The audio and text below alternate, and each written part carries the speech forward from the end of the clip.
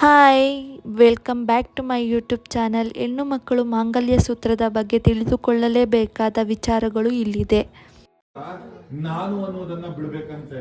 ಕಾರಣ ಏನಪ್ಪಾ ಅಂದ್ರೆ ಅವತ್ತಿನ ಕಾಲದಲ್ಲಿ 4 ಅಡಿ 5 ಅಡಿ ಒಳಗಡೆನೆ ಬಾಗಿಲು ಕೊಡ್ತಿದ್ರು. ಇವತ್ತು 7 ಅಡಿ 8 ಅಡಿ ಬಾಗಿಲುಗಳನ್ನ ನಾವು ಇಟ್ಕೊತಿರ್ತಾ ಇದೀವಿ. ದುರಾಂಕಾರಿಗಳು. ಯಾಕಂದ್ರೆ ದೇವಸ್ಥಾನಕ್ಕೆ ಹೋದಾಗ ತಲೆ ತಗ್ಗಿಸಿ ತಲೆ ಇತ್ತು ಅಂತ ನೋಡಿ. ಅವತ್ತೊಂದು ಕಾಲದವರು ನಮ್ಮ ಪೂರ್ವಿಕರು ದೇವಸ್ಥಾನಕ್ಕೆ ಹೋದ್ರೆ ಫಸ್ಟ್ ಅವ್ರು ದೇವ್ರು ನೋಡೋದೇ ಇಲ್ಲ, ಹೊಸ್ಲಿಗೆ ನಮಸ್ಕಾರ ಮಾಡ್ತಾರೆ. ಹೊಸ್ಲಿಗೆ ನಮಸ್ಕಾರ ಮಾಡಿ ತಲೆ ಎತ್ತುತ್ತಾರೆ. ನಾವು ಹಂಗಲ್ಲ, ದುರಾಂಕಾರಿಗಳು. ನಾವು ಹೊಸ್ಲಿಗೆ ನಮಸ್ಕಾರ ಮಾಡೋದಿರ್ಲಿ, ದೇವ್ರಿಗೆ ನಮಸ್ಕಾರ ಮಾಡೋದೇ ಕಷ್ಟ. ಅಕ್ಕಪಕ್ಕದಲ್ಲೋ ಯಾರು ಇದ್ರುವೆ ಒತ್ತರಿಸ್ಬಿಟ್ಟು ಭಗವಂತ ಅಂತ ಹೇಳ್ತೀವಿ, ಆಮೇಲೆ ತಲೆ ತಗ್ಗಿಸ್ತೀವಿ. ನೋಡಿ, ನಮ್ಮ ಅಭಿವೃದ್ಧಿ ಮೇಲಿಂದ ಕೆಳಮುಖ. ಅದಕ್ಕೆ ಯಾವುದೇ ಒಬ್ಬ ದೇವಸ್ಥಾನಕ್ಕೆ ಹೋದಾಗ ಮೊದಲನೇ ಬಾರಿಗೆ ಹೊಸಲಿಗೆ ನಮಸ್ಕಾರ ಮಾಡಿ ಅಂತ ಹೇಳ್ತಿರ್ತಾರೆ. ನೋಡಿ ಎಷ್ಟು ಚೆನ್ನಾಗಿರ್ತದೆ ಅಂತ ಹೇಳಿ. ಅದಕ್ಕೆ ಪ್ರಪಂಚದಲ್ಲಿ ಹೇಳ್ತಾರಂತೆ, ಒಬ್ಬ ಹೆಣ್ಣು ಮಗಳ ತಾಲಿ ತನ್ನ ಗಂಡನಿಗೆ ಬಿಟ್ರೆ ಪ್ರಪಂಚಿಕವಾಗಿ ಯಾರೂ ಕಾಣಿಸ್ಬಾರ್ದಂತೆ.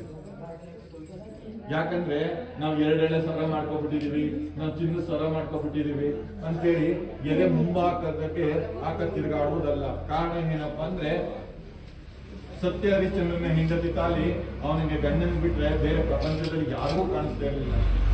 ಅವನು ಎಷ್ಟು ಕಡಿಯುವಂತ ಸಂದರ್ಭದಲ್ಲೂ ಸಹಿತ ಅವನು, ಯಾಕಪ್ಪ ಅಂದ್ರೆ ಹೆಣ್ಮಕ್ಳು ತಾಲಿ ಅಷ್ಟು ಅತ್ಯುತ್ತಮವಾಗಿದೆ. ಅಂದ್ರೆ ನೋಡಿ, ಹೆಣ್ಮಕ್ಳಿಗೆ 2 ತಾಲಿಯನ್ನ ಇರ್ತದೆ.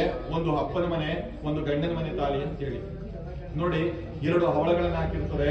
ಹವಳಗಳಂತಹ 2 ಗಂಡು ಮಕ್ಕಳನ್ನ ಕೊಡ್ತೀವಿ ಅಂತ ಹೇಳಿ. 2 ಮುತ್ತುಗಳನ್ನ ಕೊಡ್ತಿರ್ತಾರೆ. ಮುತ್ತಿನಂತಹ 2 ಹೆಣ್ಣು ಮಕ್ಕಳನ್ನ ಕೊಡ್ತೀನಿ ಅಂತ ಹೇಳಿ. ಅದಕ್ಕೆ ಎಲ್ಲಾದ್ರೂ ಹೋದಾಗ ಹೆಣ್ಮಕ್ಳುಗಳಿಗೆ ಎದೆ ಭಾಗದಿಂದ ತಾಲಿಯನ್ನು ತೆಗೆದು ಅರ್ಶಿನ ಕುಂಕುಮನ ಹಚ್ಚಿ ತಿರ್ಗಾ ಎದೆ ಭಾಗದಲ್ಲೇ ಇಟ್ಕೊತಾರೆ. ಕಾರಣ ಏನಪ್ಪಾ ಅಂದ್ರೆ, ನನ್ನ ಎದೆ ಕಮಲದಲ್ಲಿ ನನ್ನ ಮನೆ ಸಂಸಾರವನ್ನ ಬಚ್ಚಿಡ್ತೀನಿ ಅಂತ ಹೇಳಿ. ನೋಡಿ ಎಷ್ಟು ಚೆನ್ನಾಗಿರ್ತದೆ. ಅದನ್ನ ನಾವು ಏನ್ ಮಾಡ್ತೀವಿ ಅಂದ್ರೆ, ಆ ತಾಲಿನ ಹಿಂಭಾಗ ತಾಕತ್ತಿರಿದ್ದಾಗ ನನ್ನ ಮನೆ ಸಂಸಾರ ಬೀದಿಗೆ ಬಂದು ಅಂತ ಹೇಳಿ ಅರ್ಥ. ಸೂರ್ಯನ ಕಿರಣ ಮೈ ಮೇಲೆ ಬೀಳ್ತಾ ಇದ್ರೆ ಅದ್ರ ಮೇಲೆ ಆ ಮನೆ ಯಾವತ್ತು ದಗ ದಗ ದಗ ಅಂತ ಕಿತ್ತಾಟಗಳು ಇರ್ತದೆ. ಆಮೇಲೆ ಬಂದು ಶಾಸ್ತ್ರ ಕೇಳೋದು, ಅಯ್ಯೋ ನನ್ನ ಮಕ್ಳು ಯಾವಾಗ್ಲೂ ಕಿತ್ತಾಡ್ತಾ ಇರ್ತವೆ, ನನ್ನ ಗಂಡ ಯಾವಾಗ್ಲೂ ಕಿತ್ತಾಡ್ತಾ ಇರ್ತಾನೆ ಅಂತ. ತಾಲಿಗೆ ಯಾವತ್ತು ಸೂರ್ಯನ ಬಿಸಿಲು ಬೀಳುತ್ತೋ ಅವತ್ತು ಮನೆಯಲ್ಲಿ ಒಡಕಾಯ್ತಾನೆ ಇರ್ತದೆ. ನೋಡಿ ಎಷ್ಟು ಚೆನ್ನಾಗಿರ್ತದೆ.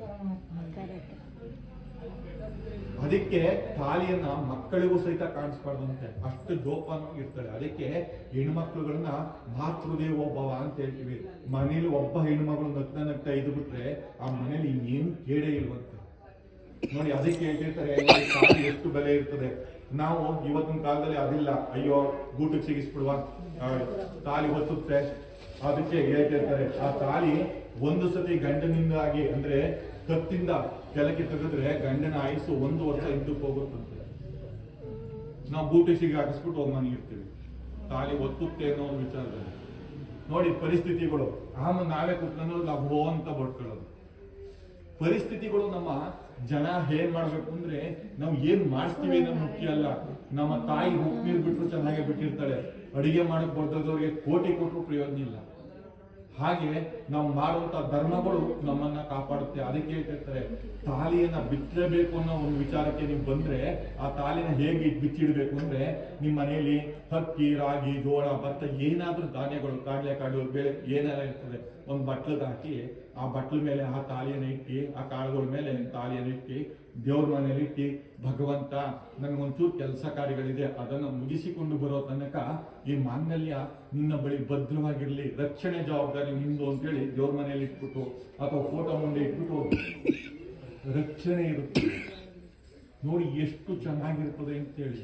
ಅದಕ್ಕೆ ಹೇಳ್ತಿರ್ತಾರೆ ನಮ್ಮ ಪೂರ್ವಿಕರು ಅಷ್ಟು ತಾಲಿ ಅವ್ರ ಹೆಣ್ಮಗಳು ಬೊದ್ದಾದ ಮಾಡಿದಾಗ ತಾಲಿ ತೂಗುವಿಕೆ ಆದ್ರೆ ಅವ್ರ ಸಂಸಾರ ಹಳ್ಳಾಡೋಯ್ತದೆ. ಆ ರಥ ಮಾಡ್ತೀವಿ, ಈ ರಥ ಮಾಡ್ತೀವಿ, ನಾವು ವರಮಹಾಲಕ್ಷ್ಮಿ ಹಬ್ಬ ಮಾಡ್ತೀವಿ, ವೈಭವ ಲಕ್ಷ್ಮಿ ಮಾಡ್ತೀವಿ ಅಂತ ಹೇಳ್ತಾರೆ. ಯಾವ ಲಕ್ಷ್ಮಿ ಮಾಡಿದ್ರೆ ಏನ್ ಪ್ರಯೋಜನ? ಎಲ್ಲ ಅಡಿಗೆಗೆ ಉಪ್ಪಿಲ್ದಂತೆ ಏನೇ ಹಾಕಿದ್ರು ಅದು ಪ್ರಯೋಜನ ಇಲ್ಲ. ಅದಕ್ಕೆ ಹೇಳ್ತಿರ್ತಾರೆ, ಫಸ್ಟ್ ನಾವು ಮಾಡುವಂತಹ ಕರ್ತವ್ಯ ನಮ್ಮ ಅಪ್ಪ ಓದಿರು ಏನೂ ಮಾಡಲಿಲ್ಲ ಅಂದ್ರೂ ಚೆನ್ನಾಗಿ ಬದುಕಿ ಬಾಳಿದ್ರು. ಇವತ್ತು ನಾವೆಲ್ಲ ಮಾಡ್ತಿದ್ರು 10 ರೂಪಾಯಿ ಸಾಲ ಮಾಡ್ಕೊಂಡು ತೀರ್ಸಕ್ಕಾಗ್ತದೆ.